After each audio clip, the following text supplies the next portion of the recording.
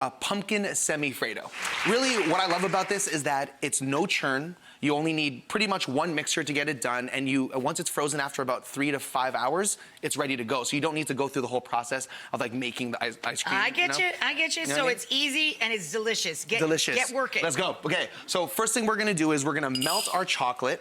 And you want to get it over a nice double boiler so that, once again, you don't have the chocolate. Don't let the bowl touch the boiling water. That's correct. And then so you're just going to give that a nice quick little stir. And then once it gets to where you want it to be, which is going to be this perfect kind of chocolatey, silky, velvety texture, you're going to take your pistachios, put them right in, dump them right in, and then just stir them in. And honestly, the best part about this, you don't have to like put it anywhere. You can just kind of pour it. Just pour it and just let it rip. Just let it go. Look at that. Look how delicious that looks. I'd be happy to eat that. Right? Yeah. The best part about this is that every stage you can just eat something. Right. Just continue. Slather it around. And then let it cool on down. Let it cool. Put it in the fridge or whatever, and then you're gonna Just have leave it something there. that It's looks like fine. that. We got one on the end for you. All right. All right. Walk them through next steps. Okay. So now what we're gonna do is we're gonna get the two of the bases going here. So first thing we're gonna do is we're gonna put some egg whites in there. Then you're gonna put some sugar, and then you're gonna get some cream of tartar to help kind of stabilize that. Stabilize it. Yeah. And then a little bit of cinnamon to just give it that extra oomph when we're talking about pumpkin. You need some. You need that. You need that with the pumpkin. You need the pumpkin. You need to like get cinnamon and those deep flavors like allspice or nutmeg. Yeah. Nutmeg. There it is. So you're just gonna turn that on. Like put that shift, turn it on, and you're just gonna get that nice and whipped up, creamy, just going. Okay. Then we're having to take half of a quart of heavy cream. And then you're just gonna pour that right in. As soon as everything gets kind of nice and whipped together, you're gonna whip it to stiff peaks, okay? Gotcha. And then this is gonna build the volume and a lot of that kind Right, of you're delicious aerating texture. this. You're kind of blowing up the balloon. Like a mousse. It's like, Exactly. That's actually like a base of what we're doing here. So once you get to a point where it has stiff peaks, which it's reaching there, it's gonna end up looking something similar Like this guy. to this, okay? This is what you're going This is for. what you're going for, all right? So we'll turn that off.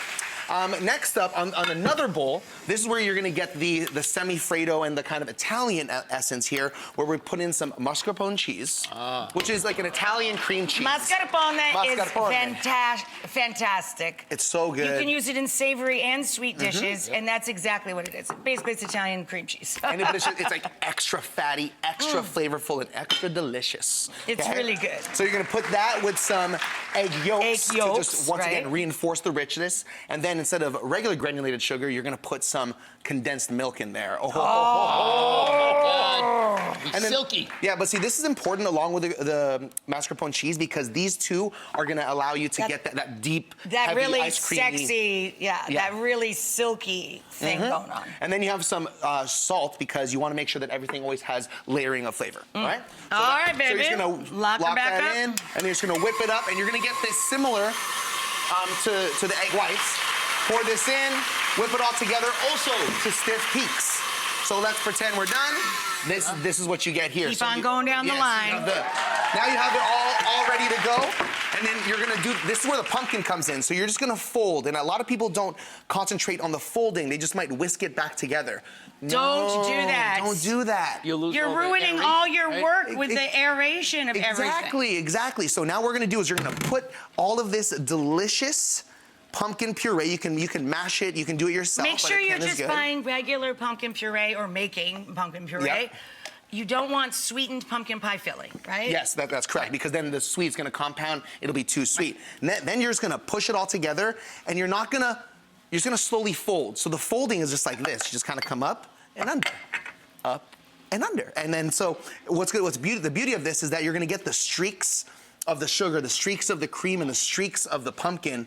Once so you use done, an ice cream scoop so that you have equal portions, yes, right? you have equal portions, and you just scoop it. I'll get it out of your way so you can show them to Tadam. So you're gonna freeze it for like 3 to 5 hours, depending on how cold your freezer is, and that's what it comes out looking like. Delicious, it's a perfect texture. Gorgeous. And then you always want texture whenever you're eating, so this is where the chocolate pistachio brittle comes in. You kind of just break it up and just crack it like this. There you go. Oh, that's fun! And then what you do is you just break it right over, and then there's this delicious garnish. Look at that. Looks so good. Yes!